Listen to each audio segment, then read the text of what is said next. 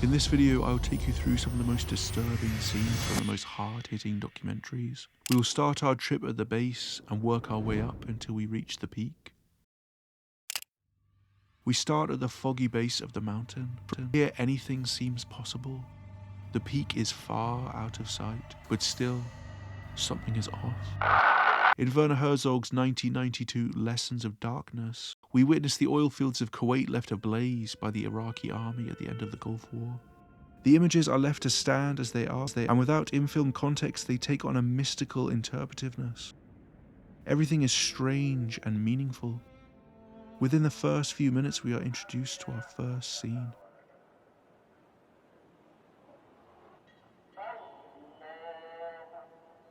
Something is looming over this city that will soon be wasted by war. Now it is still alive, biding its time. Nobody has yet begun to suspect the impending doom.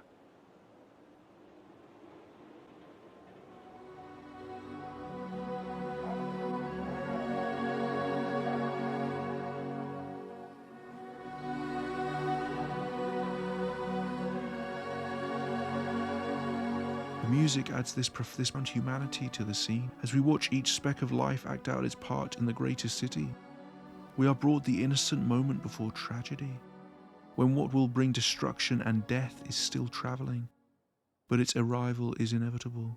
The sense of something discreetly bottled and saved is palpable. The significance of the scene grows with the swell of the music, and here we heat in the everyday silence of a place we can all recognize, and from where what is to come seems completely implacable. And as well, we see its aftermath, what is left when destruction and death have flown to further pastures. Herzog films the items that were found in a torture chamber, and we witness just how varied and developed are the methods for inflicting human pain. Each one takes on a new functionality in this context. The tool suddenly seems so clearly a weapon.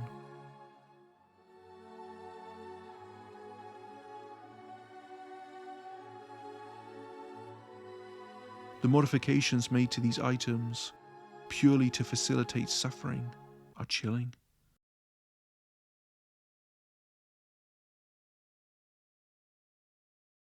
Here, you begin to notice just how thin the air is, and your neck starts to ache from looking up ahead. In fact, everything is starting to ache. You begin to notice all the subtle ways you're in pain. The 2006 documentary film The Bridge takes as its subject the Golden Gate Bridge, and its infamy at the time as the bridge with the most suicides in the world. Director and writer Eric Steele, along with his crew, recorded the bridge every day for the year of 2004. They captured 23 of the 24 suicides that took place that year. The film captures the last moments of many jumpers, interspersed with interview footage of family members and friends discussing their loved ones' lives and the mental and financial struggles they faced. The moment in this movie that disturbed me the most was the interview with a man called Kevin Hines, who unbelievably survived. It was what he felt the moment the man actually stepped off. Stood there for like 40 minutes at that spot, just crying my eyes out. Joggers, bikers, runners, tourists, whatever, running by, walking by, looking at me, didn't say anything. And this woman, she came up to me, she said in a German accent, I think it was a German accent, she said, "Will you take my picture?" I was like, "Your picture? What is wrong with you?" You can see the tears pouring out my face, but she couldn't. So I took the camera, took her picture, said, "Miss, have a nice day." Turned back to the traffic, turned to the bay, said, "Fuck it, nobody cares." Pardon my French. And I hurled over the bridge. See, what most people do, apparently, is they get on the ledge outside of the bridge and they stand there. People can talk them out of it, or pull them up or whatever. I didn't want anybody to talk me out of it. I just wanted to die. So I hurtled over the railing with my hands, and I was falling head first. And the second my hands left the bar or the railing, I said, "What am I gonna do? This is it. I'm dead." In the New York Times article Jumper, which inspired Steele to make the movie, there is a chilling quote from Ken Baldwin, another rare survivor. He counted to 10 again, then vaulted over. I could see my hands coming off the railing, he said. As he crossed the cord in flight, Baldwin recalls, I instantly realized that everything in my life that I thought was unfixable was totally fixable, except for having just jumped. This reminded me of a section from Helen Garner's true crime book, House of Grief. I'll read it in its entirety. I recalled a famous Sydney story about a man who threw himself off the gap and was caught before he hit the rocks by a huge and timely wave. The Coast Guard vessel picked him up unhurt. The minute your feet leave the ground, the saved man said, you change your mind. And an American mother I read about drove her car full of children into a river. She drowned, and so did all her kids except the eldest, a 10-year-old, who fought his way across her lap and through a part-open window. He told the police that as the car began to sink, his mother cried out, I made a mistake. I made a mistake. Was the core of the whole phenomenon a failure of imagination? An inability to see any further than the fantasy of one clean stroke that would put an end to humiliation and pain? There is something in this that feels utterly gutting, to be at your moment where life can't be endured, and yet, almost involuntarily, you find your lust for life when it is too late. The fall and the inescapable reality of your destination is the coldest shower. The view from halfway down. Anything is better than this. I've made a mistake. I've changed my mind. And the moment before your fall, realizing in all the little ways this will be the last time you'll ever do that. This will be the last time you'll ever do this. How lonely and private the moment of one's death. That all your life you've been moving on, walking, talking, going from here to there, always something else to be done. But now you're at the edge. The last thing you'll ever do. Now what? Do I just jump and it's all for nothing? Is there meaning in that? How do you choose to have your next steps end in nothing? It's like the decision and the end result don't match. How can I choose to become nothing? It's unfathomable. Somehow that this decision can end in you becoming nothing. That there is life and choice and action and thought at the beginning of this road that ends in you becoming nothing. Like life and death cannot willingly meet each other this way. It's not how it goes. That the end of suffering and death are two very different things. Here you start to notice that the mountain has known many before you. You're not special. You see scraps of clothes and human waste. You even see the bodies of those the mountain won't give back.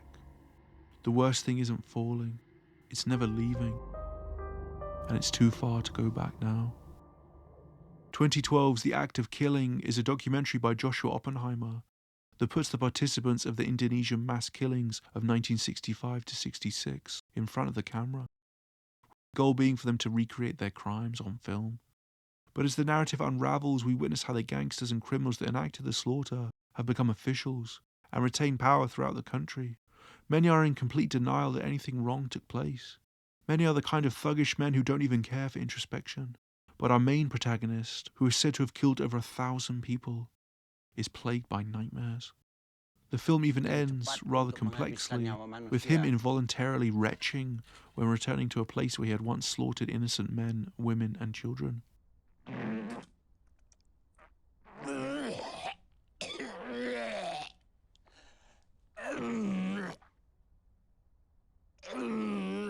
Many scenes from this documentary are intensely profound and shocking, but there are two moments in particular that I find intensely frightening. The first being here.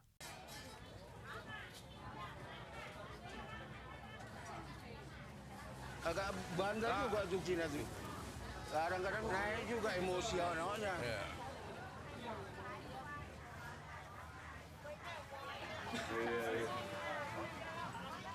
Lagi macam badi pandi bahasa Tionghoa pula. Ya Mbak ya. Aku punya perlu banyak minta bantuan, cukup kau mengerti sama aku sebagai kawan lama ya kan. Kalau yang lain-lain tak mau aku buka kau tangsinya tuh. Kabar lu, salam perlu dah, salam lama gak jumpa, rindu juga. Iya. Tapi ini gini lu, ini perlu bantuan juga bakal ini lu. Sama. Tolonglah, aku berulang kali aku minta tolong. Kalau sama yang lain gak perlu tolong, langsung aku kasihin. Iya kan, pukulan uppercut tuh ke perut tuh. Ya, oke ini ikhlas. Kalau ikhlas aku bilang terima kasih banyak. Oke? Makasih.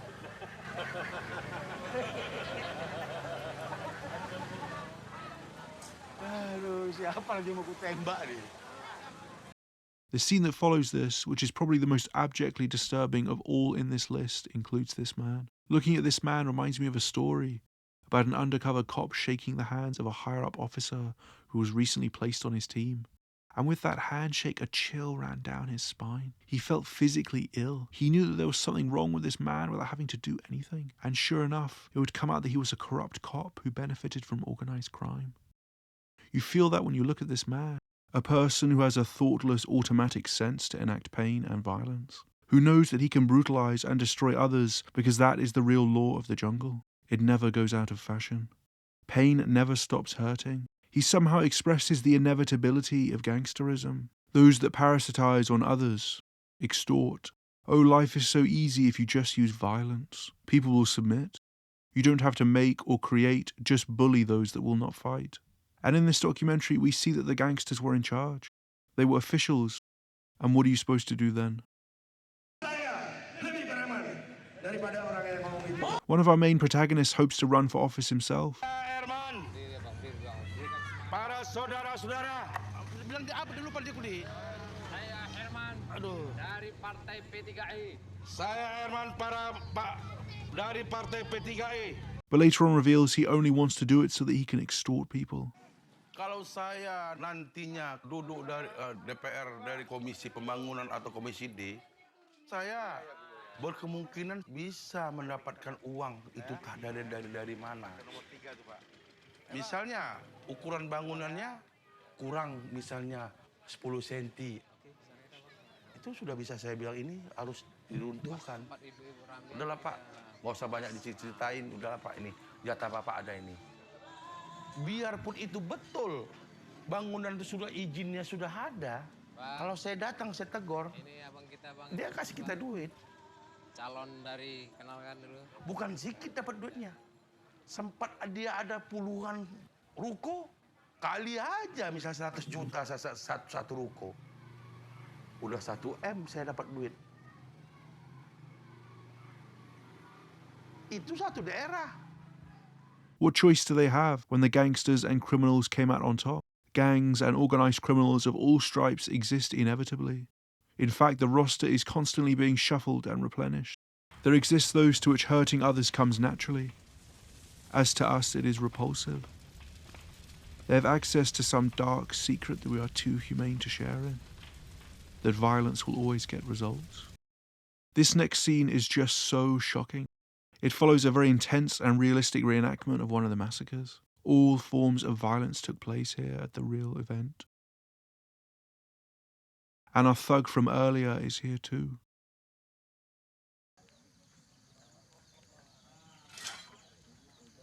Asli cantik perkosa terus. Orgo zaman belum hukum pun udah tak menuntuk pada waktu itu. Hukum kita sendiri ada kesempatan di dalam hajar terus. Jangan lupa. Kan ya, peragakan lagi. Ya, Gerwani kan? Aku tarik ke kamar. Apa ini? Memang itu dia. Aslinya ya. Dapat yang ranu 14-15 tahun. Wah, sedap. Pak kata Ustadz Pulama kita, neraka bagianmu. Surga dunia bagianku. What even remains to be said? It is barbarity laid bare. What is so surprising to me about this documentary and its companion sequel, The Look of Silence, is the all-encompassing denial.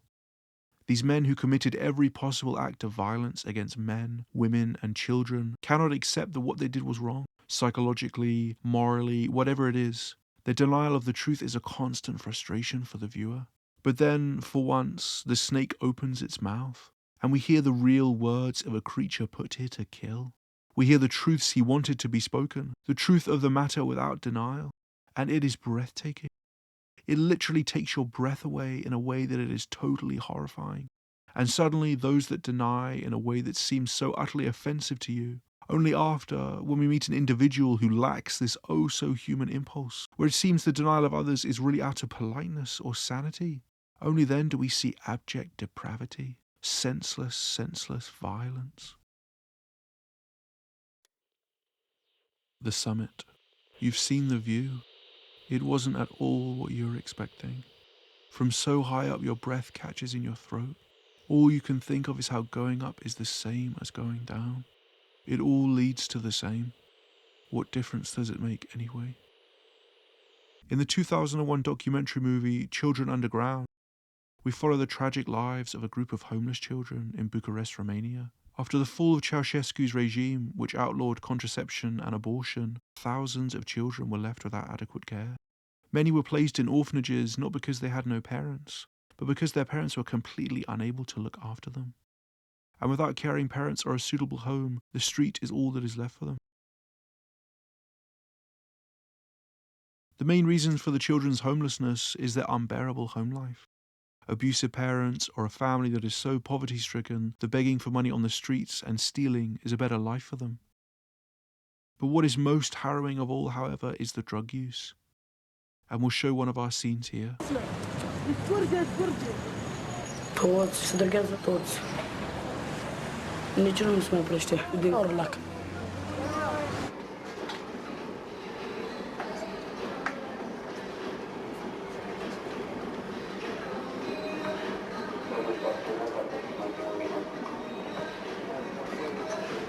Asta un minut aici.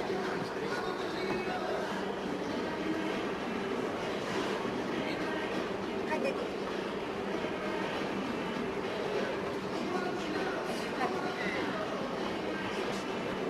It is an adhesive that is inhaled called Oralac. It is a drug that most of the children are addicted to. With horrible home lives and a complete lack of a nurturing figure in their lives, it is almost inevitable that the children turn to drug use. It numbs their sadness and stops them from feeling hungry. But what the documentary brings to life so clearly to me is that we are witnessing children who will likely go on to become incredibly impoverished adults through no fault of their own. One day these children will reach the age where they are suddenly responsible for their own actions, despite the impossible hand they've been dealt. But what does it mean when this has been your life? Suddenly you are supposed to function. The tolerable innocence of youth has run dry. You had a horrible childhood, and now you have to, against all odds, overcome it. And how can you? It somehow gives a forbidden insight into the need for sympathy in the face of those who have had difficult childhoods, which then went on to inform their adult life. Everyone was a child once. We feel the most for Macarena, a name she gained from dancing to the song, who is too old to receive a lot of the help she needs and is too enmeshed in drug use to turn back. The charities that help the children can do almost nothing once they turn to drugs. It is too late then. So they try and intervene, but it is often an impossible choice for a child to make, given the life they have. But our most tragic scene comes in here.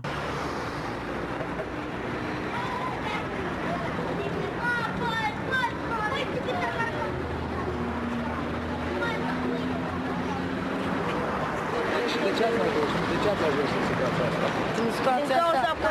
Da, Cât dai vina mereu pe părinți? încercau să ne punea să cere bani și ne bătea. Eu n-am fost crescut de părinți, la casa de copii am fost. Vina pe alții, da? Nu, dar eu n-am fost crescut de părinți, eu nu cunosc părinții. Așa.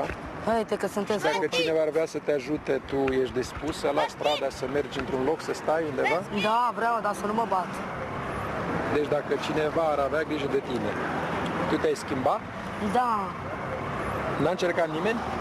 n-a încercat. Nu cred. Deci ei preferă să stea în stradă, da? Da, ei a fost acasă. Lucrurile astea la americani se audă, da? Da, Ei da. preferă să stea în stradă. Ei doi au fost acasă. Degeaba încercăm să-i ajutăm și noi și voi, că ei Nu, că refuză, el da? și Nu că știți dacă ești Domnul, vedeți. doar la ce biserică sunteți? La Biserica Stavropolios. Știi unde vine? Da, știu. Prietena mea. Tu știi că noi ne ocupăm de copiii străzii? Da, da, da. Da. Dar nu ca ei. Nu, Și mai cei așa. care preferă să Să stăm într-un cămin, să facem baie, să ducă mănânc. cineva de ei. Ori ei nu vor. Și cu sursa. Bine, Doamne ajută. Da.